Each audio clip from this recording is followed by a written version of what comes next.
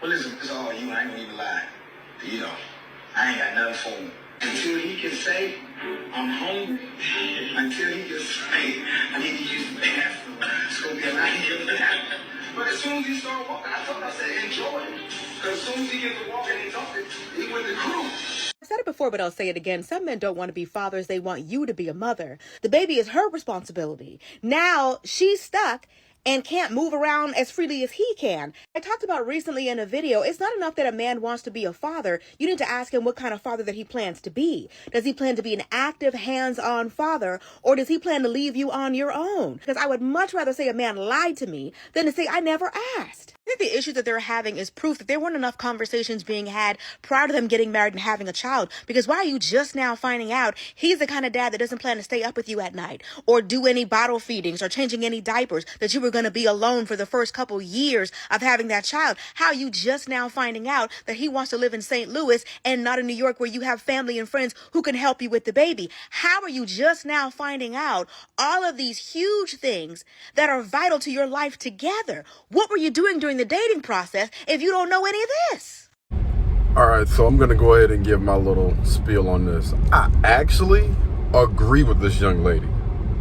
No, y'all don't hear that too often, but I actually agree with her. I think that, before you get into a relationship, especially before you start having children, getting married to people, anything or anybody that you consider, being around, being with like long term, these type of conversations should take place before we get to, having sex or whatever. Have those uncomfortable conversations early on. So, hey, if we don't see eye to eye with certain things, then maybe it's probably best for us to go ahead and go our separate ways, early on, instead of waiting until after the baby gets here, until after marriage, and, you start to create these soul ties and stuff like that. So I actually agree with her. Crazy, but I've been seeing a lot of posts with people and their opinions about this, right? And a lot of them are saying that, she has settled. She has settled. Nelly is going to drain her dry, and, she's still technically like a single mom or whatever. I'm just like, have y'all not seen, how happy this young lady has been since they've been back together? Like, it was somebody that made a post about, like, you cannot fake that smile. How hard she be cheesing when they're together. And a lot of people, it's obvious that a lot of people haven't been in a relationship like that, with just being around somebody that, genuinely makes you happy.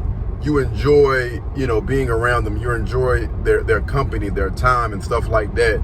And it's obvious that a lot of these people have lost touch and lost sight of how things pretty much used to be, right?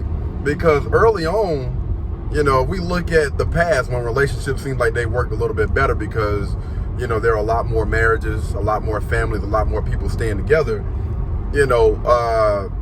It does honestly seem like a lot of people, again, have lost touch or lost sight of that, the mother is normally the person that nurtures the child. Like, I'm not saying that, the dad isn't spending any time around their baby most of the time. When you're dealing with a high value man, a high, productive man that's out there getting money or whatever, most of the time, those guys are out there getting the bag, securing the bag to make sure that, he brings the money back to the family, and y'all, the wife or the girlfriend and the child, are going to be good. Now, things get a little funky when it comes to entertainers, because they have a different type of lifestyle, right? Because both of these individuals, Nelly and Ashanti, are entertainers. So, there's going to be a little bit of blurring of the lines there or whatever. No, I would not say that Ashanti is settling, because let's just be honest. Nelly and Ashanti were already together before. And if she felt like this guy was not a good dude, if she felt like, or if she could do better, then she had plenty of time to find that, right? She spent a good amount of time away from Nelly and still came back after it's all said and done, and again, she's smiling more than I have ever seen her smile. She seemed like she is genuinely happy. And people need to understand that relationships and life is all about give and takes. You're not going to get everything. I don't care who you are. I don't care how much money you have. I don't care how good you look, how bad your body is, whatever. In life, you're going to find out early on you're not going to get everything, right? Life is all about choices and trade-offs. What am I willing to put up with? What am I willing to deal with?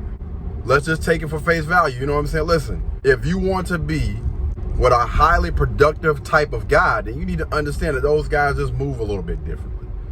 And I understand there are a lot of people, there are a lot of women out there that don't want to deal with these type of guys. So I would say, get you a regular 9 to 5 type of guy that doesn't mind putting in a little bit more time with you and the children.